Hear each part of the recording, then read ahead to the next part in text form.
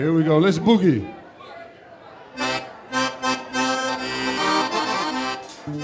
I was a bass player, and I was on the blues scene. And I went to a party, and we were jamming at the party, blues and country and stuff like that. Then this guy named Danny Poulard showed up. I had met him. I thought he was a superstar, and now he's my friend, right? And one of the guys at the party said, "This guy plays weird French music. You should put your bass down and don't try to play with him." I'm not much of a listener, okay? I held my little bass right in my hand. I just kept my little bass right here. And Danny started playing, and I heard what he was playing. I said, "I think I can do this." I started playing along. After about 1 or 2 songs, he's like, "Who do you play for?" That sounds like it. Then about a year after that, I got a call from Eric Thompson, who was saying that Danny wanted to get that guy that was at the jam session because we need a bass player for the California Cajun Orchestra. After about 5 years of playing in that band, which was a great experience because that's when the whole myth that Cajun music was hot was really strong, and we were able to go around and play all these different kinds of gigs. There was all this money around. All the corporations were making money, and they were having these big parties in Silicon Valley, and we were on a tear. We were on a tear. And I played in that band for about 5 years before I got the idea to try to play that little 10-button accordion. So I said to Danny Poulard, "Danny, that looks like so much fun. Teach me how to do that." And about 10 minutes after that, you're looking at 1989, I hook up with John Graham and say, "Hey, you're a good guitar player. Let's start a Zydeco band." He said yes. And that's the beginning of Motordude Zydeco right there. We did our first gig as a Zydeco band in 1989 at the Freight and Salvage right here in good old Berkeley, California. And they were showing the film J'étais au bal by Les Blanc at the UC Theater, and your ticket stub from the theater got you into the Freight and Salvage free. And so the place completely packed out. We had an awesome first gig in October of 1989.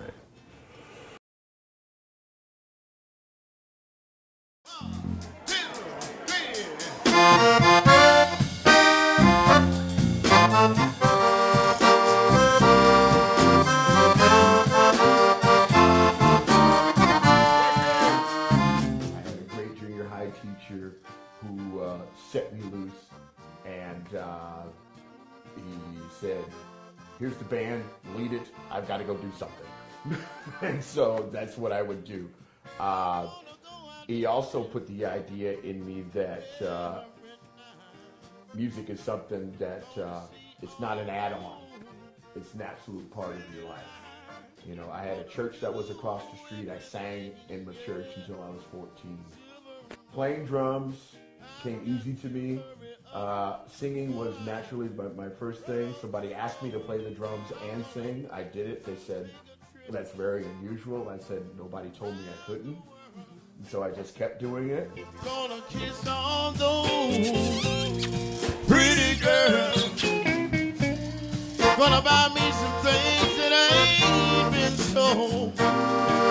I've got to hurry up before I grow too old.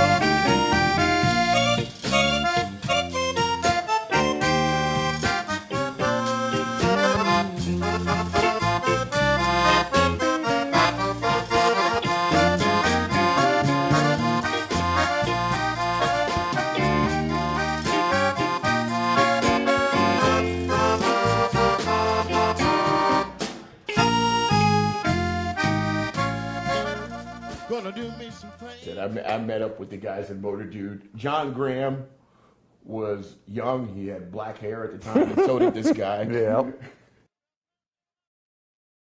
Yes. And you fed me some ribs. Yes. And I said, "I'll play." And And I said, I like these guys, and these guys liked me. Yeah, so, that's right. That's right. The party was on, so I kept subbing and playing between. Seed was planted right there. Seed was planted right there. Pretty much. Yeah. You know, I've known Billy. He's one of the staples of my music. I like to call it my old comfortable boot. Yeah. Yeah. I can always put my foot in there. It's comfortable. It feels good. The music comes out effortlessly, and we have multiple. We all have skills of being able to play these instruments, but I think our key is we're all friends. You know, we're all old friends, and old friends making music. I think that just comes across to people. You get happy. And you get happy, and then I think that they get happy. It's a chain reaction. They can't it's a help beautiful, beautiful thing. And it's one of the most honest things that I get to do in my life.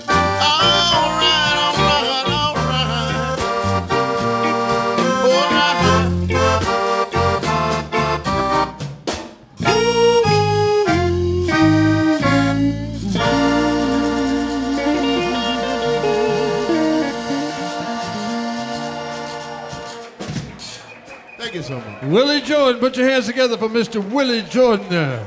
Thank you. We got lots of time. The more you Zydeco, the more time you got. There you go.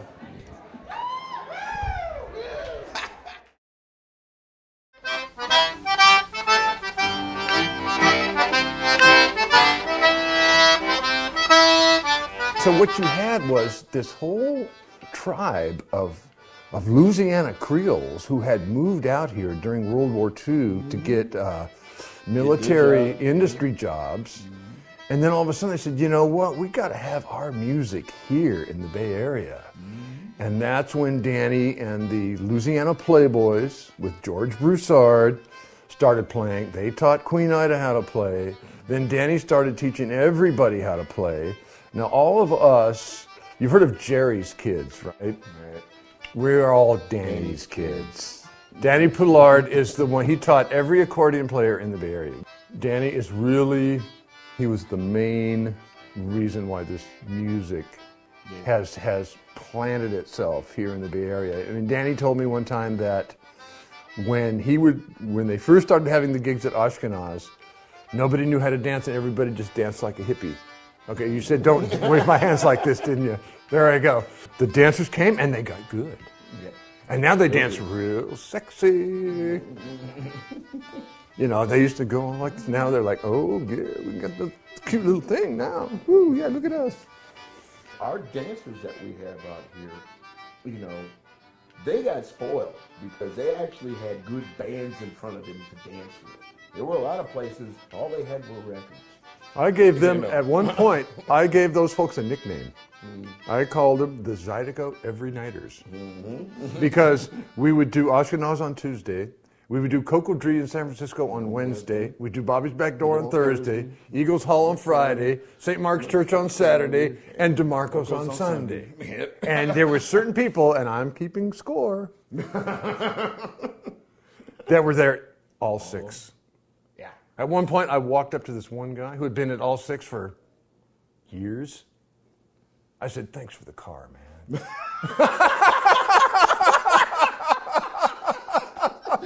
And he goes, so glad I could help you out. That's true. Yeah. Then he married a young gal on the scene. We haven't seen him since.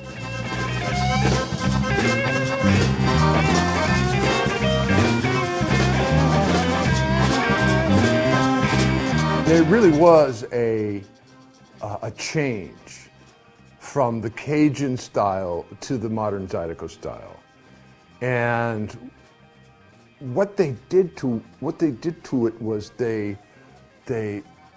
funkifized it. They took the Cajun music that BOOZOO played. BOOZOO played a lot of traditional Cajun music, but he did it his way with a very funky beat. Put a backbeat on it. Put a backbeat on it. He made it slightly, he tilted it towards R&B. Clifton had already done that, but by retaining the Cajun part and putting the funky backbeat on the Cajun stuff, there was something about that move that all the great Zydeco guys that have come since, whether it be Beau Jacques or Keith Frank, Chris Ardouin, they really owe a huge debt to BOOZOO'S. The Zydeco dancers in Louisiana and the Zydeco dancers here in California, they really want that sound. They want that it's hypnotic. It starts a certain way and it just stays just like that. Not a lot of dynamics, not a lot of changes, not a lot of fancy weirdness. Mostly start a beat and just hold it. And when you're dancing to that, I know I like to dance, and when you get dancing like that, you just don't want to stop. It's infectious, it's hypnotic, it gives you the Holy Ghost. It's just it's wonderful stuff. We get something that most of the people that are out in these clubs and stuff, we should have.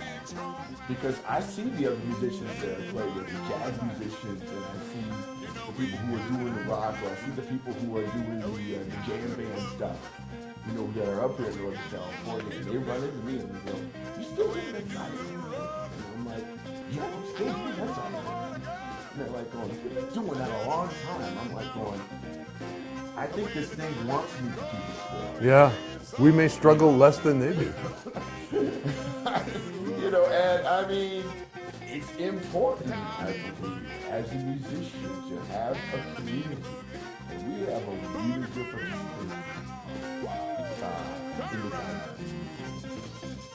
Some of the same people that danced at Motordude's first gig 25 years ago are still there. Are still there.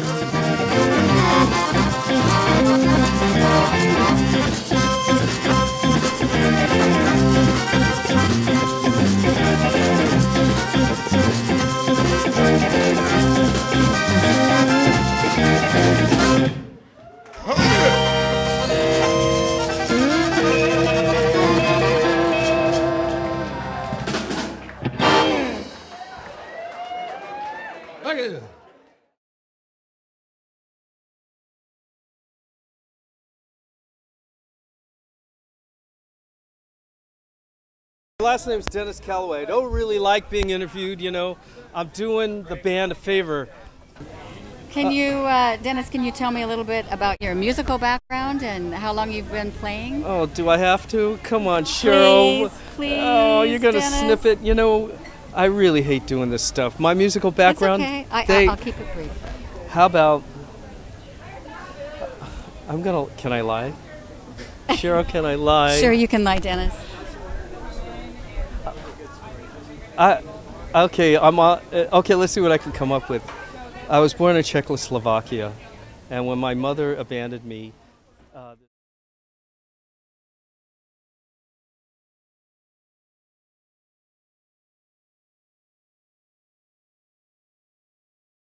So can you tell me a little bit about your background? Well, you know, I've been doing music as long as I can remember. My dad was a Baptist minister, and at the age of 4, I was singing with my brothers and sisters. There were 5 of us. We were like stair steps.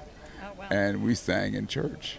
Then later on in high school, I did a talent show when I was in the 8th grade, and it was a surprise to everybody because I was a minister's son, so I didn't hear a lot of music. I was just listening to my mom's music, and she liked Lou Rawls.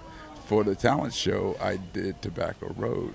And I came out, here I am, I'm 13. I was born. And the women go, ow! I go, That's a good thing. Now, I remember you told me a story about when you were younger, though, that you had more of a soprano voice. Is that correct? Yes, I sang in a girls' choir. I was the only boy. And I think what got me started is my dad used to tell me I couldn't carry a tune on a silver platter. And I said, I'm going to show you, you old fart. Wow. So I guess that's why I'm singing today. So tell us about the instruments that you played. Oh, well, I'm playing right now. I'm playing the fratoir, rubboard, washboard, whatever you want to call it. And I had one lesson, Billy Wilson. We were in a blues band, and he took me out back, and he said, these people want to hear some Zydeco. And he goes, he had a little teeny rubboard, and he goes, this hand goes like this hand goes like that, let's go. And I don't know whether to thank him or to shoot him. I've been playing it for the last 25 years. Well, it's very true. In the Zydeco community, you make a lot of people happy, and I really love, you know, the camaraderie between the band. And yes, and yes. It's beautiful. We have a situation here that is unique.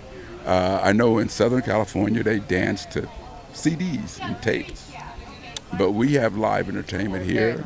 We have Andre Theory, we have Andrew Carriere, we have Motordude, we have the Flames, and everybody's playing and everybody's just having a good time. Keeps the dancers young. It's infectious. You know, it's either you like it or you don't. My brother said, don't bring him no more Zydeco tapes. And these days and times, you know, to have something like Zydeco and the scene, it's just wonderful. It is. And I'm loving it. Thank you so Thank much. you all. Appreciate it. Laissez-les bon ton roulé, darling.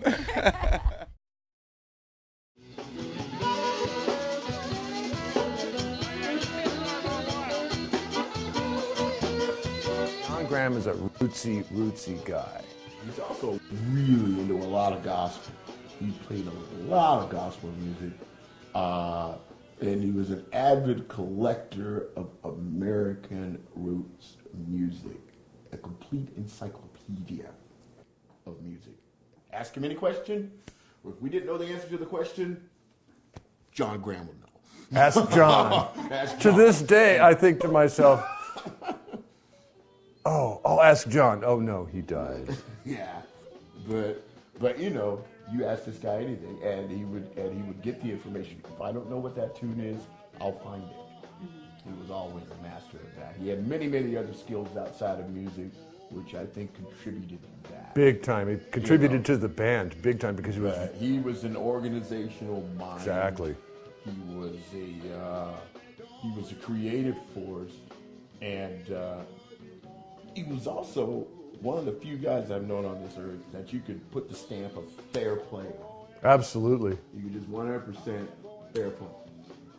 He was it. He left nothing bad behind.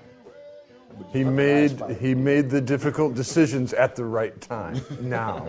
Right. He was good. After he died, I found a book in his room. Oh yeah. That said, How to Do Things Right. That's the book. And that just, when I picked up that book, I went, that just says it right there.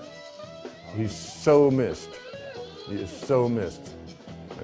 You know, in terms of having kind of the papa of the band. Yep. You know, I'm trying to do that now, but I'm more like the kid in the band. So I'm trying to grow up. Yeah, I'm the little brother. Yeah, there's a little brother right there. Yeah, yeah. Between us both, We'll get it. we'll do half of what John. Exactly.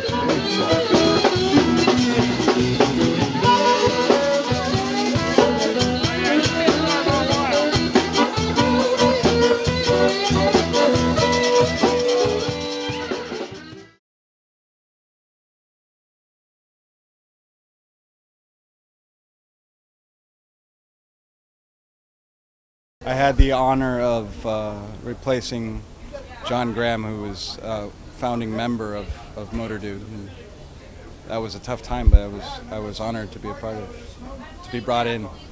And now I'm at another pillar with Motordude. I love these guys. These guys are just a ball of fun and great musicians. And I did a lot of time with Willy, yeah, I'm very happy with these guys. In Zydeco, everybody's up and happy and passionate and really enjoying the moment. And careful, because it's contagious. It is, absolutely. All right, here it comes. They're lined up. Man of war's on the rail. BOOZOO'S Chavis, it was a pioneer of Zydeco music from way back when. And he had gone into raising horses and racing horses, and he had this horse by the name of Motordude.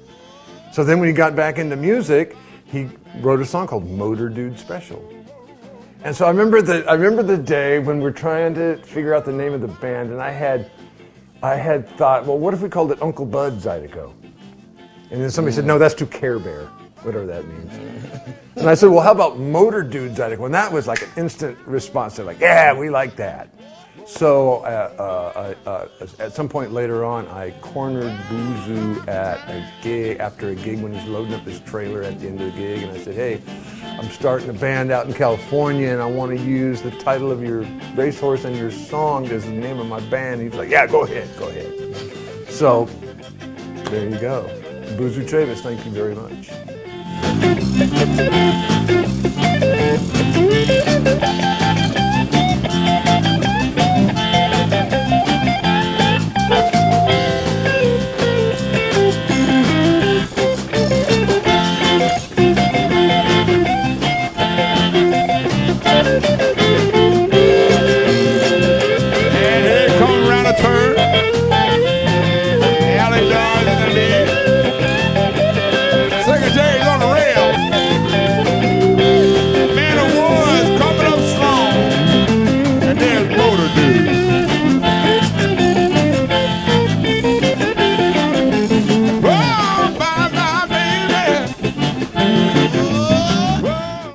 Asking my grandmother questions about raucous when I was a little girl back then.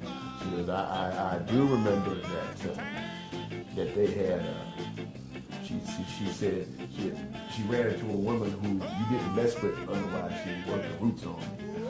Yeah, and the conqueror roots. And I'm like, the woman, the roots.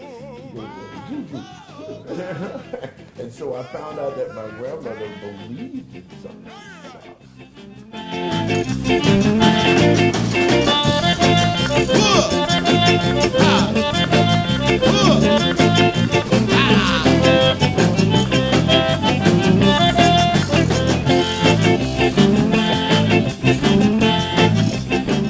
I remember one time running into Charlie St. Mary at a gig, you know, after he carried, you know, a 75-year-old guy helping me carry my bass amp by going like this. You know, and he's like, hey, Bill, what'd you do today? I said, Charlie, I made the biggest pot of chicken soup you ever saw. Man, I put everything in there. What'd you do today, Charlie? He goes, I butchered a hog. I shot him with a .22. I made head cheese, cracklings, boudin, butt steak, ham, bacon. I go, you got me beat, baby. You got it. You're the man. Dead rock,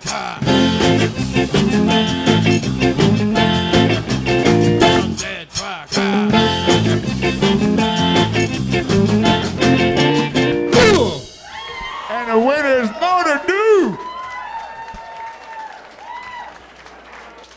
All right, give it up to the band, Mr. Motordude Zydeco on the case, in your face. We got Dennis Calloway on the bass, Ian Lamson on the guitar, Willy Jordan on the drums, Lloyd Meadows on the scrubbing board. I'm Billy. Give me some love. I'm your accordion player for this set.